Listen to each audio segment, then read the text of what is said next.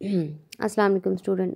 आज का हमारा टॉपिक है, नेक्स्ट चैप्टर है हमारा चैप्टर नंबर 26, सब मेजर इकोसिस्टम। तो देखेंगे कौन कौन से इकोसिस्टम है। सिंपल इकोसिस्टम हमने पढ़ लिया हुआ था, उसके डिफरेंट करेक्टरिस्टिक्स पढ़ ली हुई हैं। अब देखते हैं कि कौन कौन से पाए जाते हैं इकोसिस्टम्स। तो सबसे पहले डिफरेंस है बिटवीन क्लाइमेट एंड वेदर। तो क्लाइमेट क्या है? वेदर हम कहते हैं ना, आज मौसम को कहते हैं, और क्लाइमेट उर्दू में हम आबो हवा को कहते हैं। यानी कि एक एरिया में जो डेली बेसिस पे जो चेंज आता है उसको वेदर कहते हैं। Fluctuation temperature, humidity, cloud cover वगैरह में। तो जो एनुअली चेंज आता है उसको क्लाइमेट कहते हैं। Overall pattern of weather that prevail from year to year even century to century in particular reason.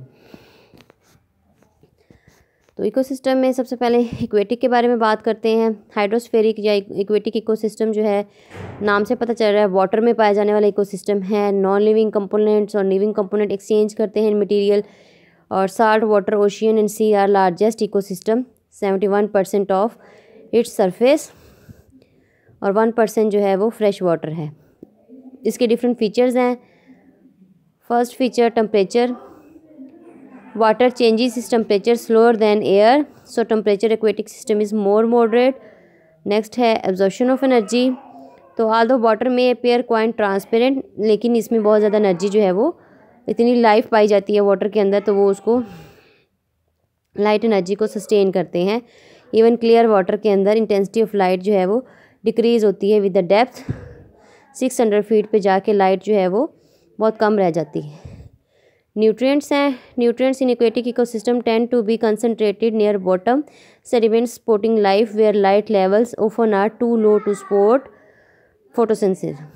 Abundant water with appropriate temperature है। Water is an essential requirement for life. It is available abundantly in aquatic ecosystem. The major factor that determine the quantity and type of life are energy and nutrients. Productivity of ecosystem. Ecosystem के अंदर productivity क्या है? This is the indicated by consumption of carbon dioxide and evolution of oxygen in the process of photosynthesis. Productivity ecosystem is basically determined by light and nutrient. Light intensity and quality vary with the water depth, so primary productivity also varies with the light. Amount of nutrients also change with the season. Productivity also varies from zone to zone.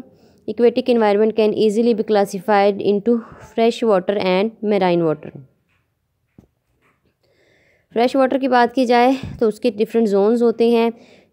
3 Jones हैं light और nutrient की base पे: littoral zone, limnetic zone and profundal zone. तो littoral zone क्या है? जो near शोर area है उसको लिटोरल जोन कहते हैं।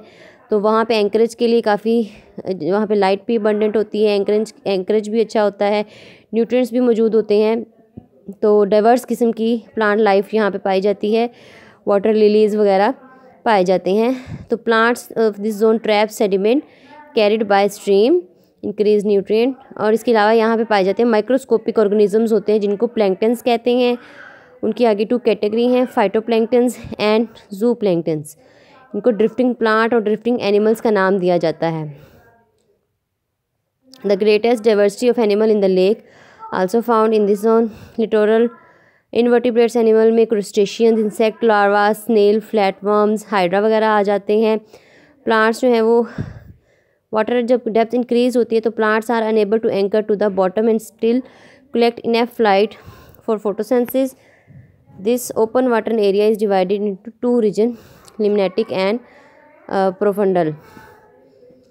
तो वाटर इंक्रीज़ होते जाता है तो एंकरेज नहीं मिलती। यहाँ आप नीचे डायग्राम में देख सकते हो कि डेप्थ बढ़ती जा रही है, तो जाहिर है कि वो फिर नीचे एंकरेज तो बहुत नीचे चला जाएगा एंकरेज के लिए एरिया।